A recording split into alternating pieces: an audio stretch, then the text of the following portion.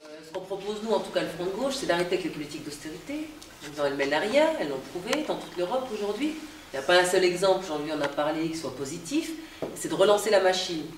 Donc il y a les 10% les plus riches, hein, je vais construire le trait, et puis il y a les 90% d'autres. Donc on dit comment redistribuer les choses.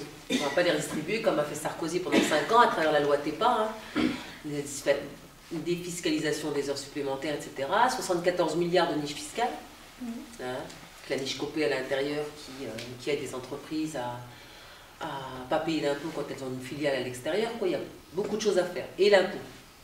Et l'impôt, ce que je disais hier sur le télé, c'est oui, on va bien sûr taper sur ceux qui ont les moyens. On veut un impôt progressif qui, pour ceux qui ont les moyens, ce que disait Alex, l'austérité des riches, ça n'existe pas. Même en leur prenant beaucoup, il leur restera toujours plus que tu n'auras jamais toi en tant que fonctionnaire.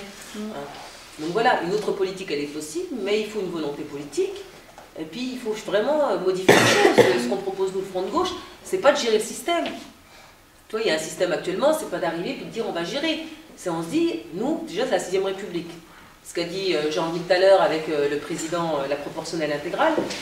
Aujourd'hui, le système, c'est un président élu au suffrage universel direct, qui pendant 5 ans, il est tranquille, et il attend que tu votes. Et pendant 5 ans, il fait ce qu'il veut. Pendant 5 ans, Sarkozy a fait ce qu'il veut. On a été dans la rue. On a été plus de 3 millions sur les retraites. Il a dit, quand il y a du bruit, quand il y a une manifestation en France, on ne la voit plus. C'est la réalité. Donc aujourd'hui, nous, on dit non, ce système-là, il est mauvais, parce que le président, le gouvernement qu'on élit, eh bien, ils sont responsables devant personne. Donc qu'est-ce qu'il faut faire? Il faut comme en Allemagne, hein, c'est vrai qu'il aime bien l'Allemagne, mais la chancelière Merkel, elle est quand même choisie par le Parlement. Donc on dit il faut élire à travers des législatifs de listes, parce que les listes sont importantes, parce que la parité, comme ça, sera respectée. Hein.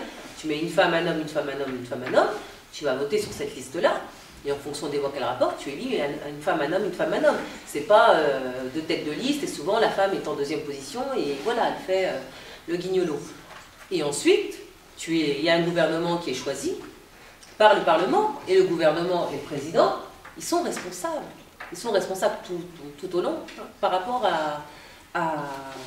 au Parlement. Donc ça veut dire que le Parlement, c'est des gens que tu as élus, que tu côtoies au quotidien, etc. Et tu peux leur dire, bon, tu peux aller les voir, non, l'autre, ce qu'il fait, ça ne va pas.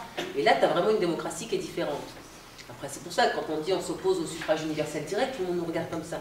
On dit non, le seul suffrage possible, c'est pas donner tous les pouvoirs à un mec qui fera tout ce qu'il veut, à un César qui décidera pendant 5 ans et qui nous fera pique-pendre et qui ne sera pas à l'écoute de la rue. Non, on dit nous on a un pouvoir, essayer de changer cette société-là. Changer cette société, c'est aussi la changer fiscalement. Et dire voilà, aujourd'hui, on tape sur les classes moyennes, on tape sur les plus pauvres. Puis même, c'est ce qu'a dit Jean-Louis, les référendums sur les chômeurs, ils ne parlent pas du chômage. Moi je dis, il y a un problème d'emploi aujourd'hui en France, il est clair que pour l'instant, il n'y a pas suffisamment d'emploi pour tout le monde. Donc le travailler plus pour gagner plus, c'est plus possible. Donc ce qu'on dit nous, non, mais ce qu'on dit nous, c'est, oui d'accord, ben, partageons le temps de travail, les 35 heures, on y revient déjà. Puis après on regarde s'il faut encore descendre. Parce que les 35 heures, la réalité de Martine Aubry, c'est qu'elle les a tellement négociées qu'à la fin, ils ont été dénaturés. Tu as vu 3 millions de personnes pour les petites entreprises. Les entreprises de moins de 20 salariés ont été exonérées des 35 heures. Donc c'est 3 millions de personnes qui ont vu passer le train sans pouvoir le prendre, ce qui est quand même beaucoup dans notre pays. Alors ensuite on a négocié branche par branche, vous pouvez pas. On dit non, il faut les imposer tout de suite de la même manière, sans effet de seuil, et puis voilà, et puis dire ben moi j'ai du boulot, oui, je vais le partager avec mon voisin, etc. Et on avait la possibilité de garder nos salaires tels qu'ils sont, quoi. Et une politique c'est ça, combattre l'austérité pour relancer, parce que qu'est-ce qui se passe? Les jeunes ne travaillent pas, les personnes âgées elles ne peuvent plus consommer, et ainsi de suite, les gens sont au chômage, l'argent ne rentre plus. Vous êtes pour la réduction des heures? Ah oui, bien sûr. Pour le partage du temps de travail, on veut tout partager nous, Violette. Toi qui ne veux même pas partager ton repas avec moi, nous on est pour tout partager. Ouais, tu me piques toujours mes crevettes. Voilà. Non mais voilà. Après je peux aller plus loin, mais... Je veux ajouter peut-être Ah bon, j'ai plus bien sur ce à quoi on est confronté. Vous savez, on n'est pas confronté à... Là-dessus, je dirais les choses un peu différemment de ce que l'a dit à un moment Najat. On n'est pas confronté à 90% et 10% de la population. En réalité, c'est largement plus de 98% de la population qui, en gros, n'aura pas de problème et a tout à gagner avec une politique anti-austérité de gauche. Mais j'ajoute même autre chose. Figurez-vous qu'aujourd'hui, les grands patrons du CAC commencent à en avoir par-dessus la tête.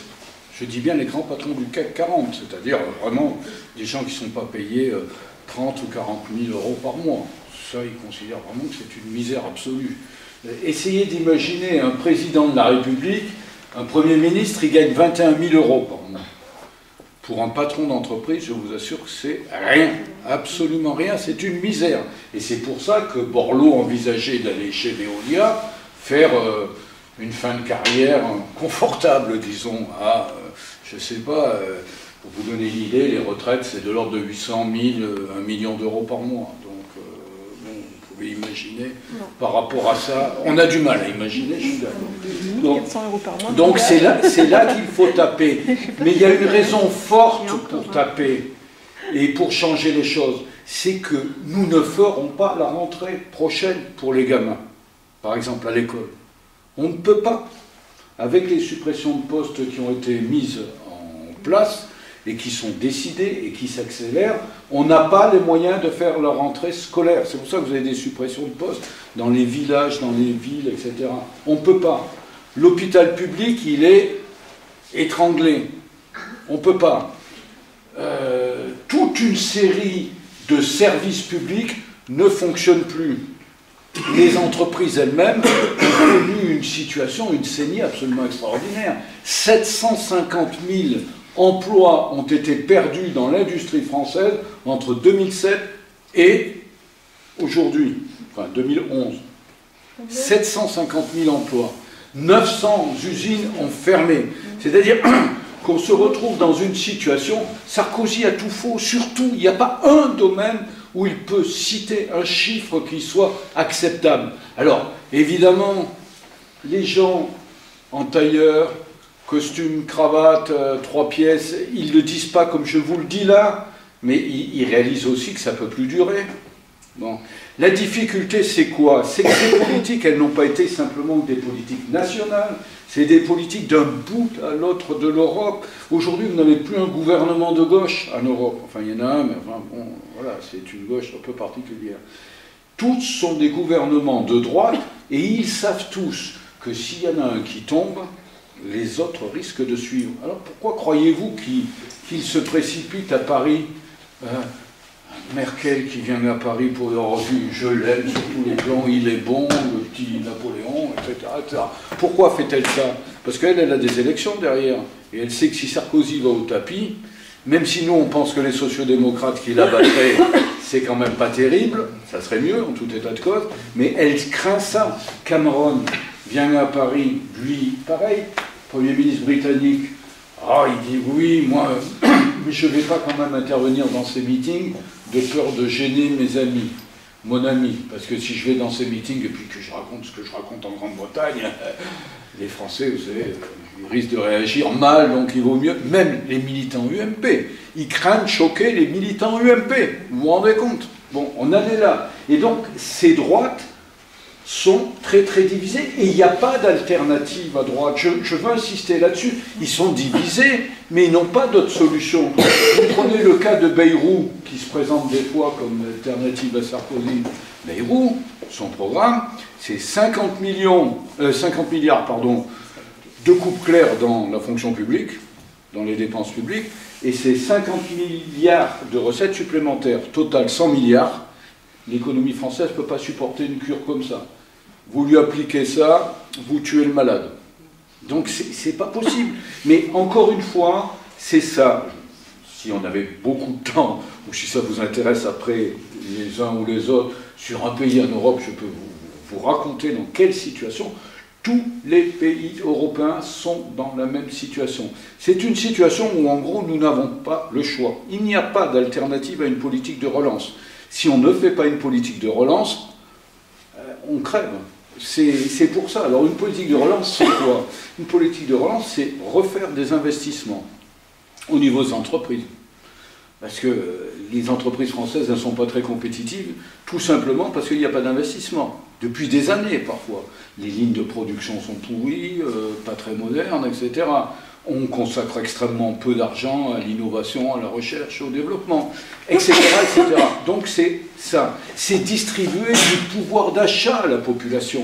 Parce que quand la population, vous avez pressé le citron, mais il n'y a plus de jus du tout. Donc il n'y a plus d'argent qui sort, il n'y a plus d'argent dans le portefeuille pour faire tourner, ne serait-ce que la grande consommation. Essayez d'imaginer qu'un groupe comme Carrefour a perdu sur les 2 dernières années, alors en partie pour des raisons liées à la direction stratégique de l'entreprise, mais a perdu des parts de marché, alors c'est 3-4%, c'est gigantesque. C'est gigantesque. Pourquoi? Parce qu'en France, les gens consomment moins. Et ils se sont dirigés plutôt vers des magasins qui faisaient du discount pour essayer de joindre les deux bouts. Et ça, c'est une situation générale. C'est vrai dans les zones urbaines, c'est vrai dans les zones rurales. Ce pays est aujourd'hui, à l'issue de X années d'austérité, dans une situation, nous, on la compare un peu à la situation après la Seconde Guerre mondiale. C'est-à-dire il faut reconstruire, il faut tout reconstruire, parce que si on ne le fait pas, ce sera très grave pour tout le monde. Parce que comment avec une population, par exemple, qui vieillit, comment croyez-vous qu'on va faire, hein? On n'a plus les moyens d'assurer quand même le minimum de dignité qui fait que des gens peuvent vivre à peu près correctement. Vous supprimez aux chômeurs, c'est bien beau cette histoire de supprimer une indemnité aux chômeurs, mais vous ne leur donnez pas de boulot. Et vous leur supprimez l'indemnité, qu'est-ce qu'ils font? On a comme en Grande-Bretagne 15 à 18% des gamins qui souffrent déjà de malnutrition en Europe. On peut accepter ça? Évidemment non. Donc il faut se battre. Je pense que le choix raisonnable, c'est ça. C'est se battre, que la gauche se rassemble quand elle devra le faire. Nous, on préférerait qu'elle le fasse à partir de nos propositions. C'est pour ça qu'il faut nous aider, parce que c'est la seule garantie que nous avons qu'on fera une politique vraiment à gauche. Parce qu'autrement, vous savez ce qui se passe. C'est-à-dire, il y a la pression des groupes, des machins, d'une majorité présidentielle, avec éventuellement des gens de droite qui vont dire « Ah mais non, mais moi je suis un démocrate, donc je me rapproche de Hollande », et qui vont faire pression dans le mauvais sens. La seule garantie que nous ayons dans les mains, c'est nous de faire pression dans le bon sens pour que ça change vraiment. Parce que les gens en ont besoin. Moi, je n'ai pas vu à un endroit quelqu'un qui m'a dit « Bon, voilà, je suis satisfait de mon sort ». Personne, vous ne trouvez personne en Europe aujourd'hui qui dit « Je suis satisfait de mon sort ». C'est un vrai problème. Et ça se mesure. Ça, vous savez, les instituts de sondage, ils mesurent ça, ils appellent ça des indices d'humeur. Est-ce que vous êtes content ou pas content? Est-ce que vous êtes optimiste pour l'année qui vient ou pessimiste, etc. Partout, et c'est en France que ça bat tous les records. Alors je ne veux pas dire que c'est chez nous qu'on a la situation la plus compliquée, mais généralement la France est une plaque sensible, pour des tas de raisons historiques, etc. Les Français, ils sont assez sensibles et on voit, en général, on suit la situation aussi avec des indices comme ça. Et donc tout le monde a soupé de la politique Sarkozy, et il faut se débarrasser de ça. Imaginez, c'est mon dernier mot, qu'il est majoritaire dans une seule catégorie. Une seule catégorie où il est majoritaire. Vous ne devinerez jamais. C'est les vieux, les plus de 65 ans, malgré le niveau des retraites. Pourquoi? Parce qu'ils jouent à fond sur autre chose. C'est la peur. La peur que ce salaud de jeune, il ne travaille pas assez pour payer ma retraite. La peur que si je sors, je vais me faire agresser. Parce que j'ai bien vu à la télévision, je ne sors pas souvent, mais à la télévision, on me raconte qu'il y a des coups terribles qui se font avec des gens qui sont dévalisés, qui sont assassinés au coin des rues. Tout ça est faux. Ça ne correspond absolument à rien. On les met au défi de donner un chiffre à partir de leurs propres chiffres. Même ceux de Guéant montrent le contraire. Mais ça ne fait rien. On essaie d'entretenir les gens à partir de leurs peurs, à partir de leurs angoisses, etc. etc. Mais c'est le dernier truc qui reste à Sarkozy. Le dernier, c'est la dernière catégorie où il est majoritaire. Donc si ce coup-ci on s'y met, ça ne fera pas comme en 2002. Ce coup-ci, le s'y met, on lui signifiera sa retraite, et évidemment sans indemnité. L'affiche qui n'est pas ici, excusez-nous, c'est la photo de la candidate, et en bas, c'est clair, c'est net, c'est la candidate anti-austérité. C'est un engagement, c'est pas un jour on dit pour l'austérité et on dit contre. C'est clair, c'est net, elle a signé, c'est la candidate anti-austérité parce qu'elle croit effectivement qu'il n'y a pas d'autre solution. Puis l'autre chose aussi, Najat elle a dit hier à la télé, très bien, bon, c'est les impôts. Il ne faut pas croire aussi que c'est que les impôts individuels des gens sur leur revenu. Il y a aussi le fait que là où se crée la richesse dans l'entreprise, il faut effectivement changer la répartition entre ce qui va au salaire des gens, qui est assez réduit, et puis ce qui va donner les profits, ce qui va donner ensuite le fruit qui va inonder les besoins, les marchés et tout. Donc c'est aussi à ce niveau-là que dès le début, avant même d'attendre l'année prochaine que ce soit payé une somme d'impôt, qu'il faut effectivement renverser la tendance et à mettre plus pour les besoins de ceux qui produisent des richesses pour les salariés.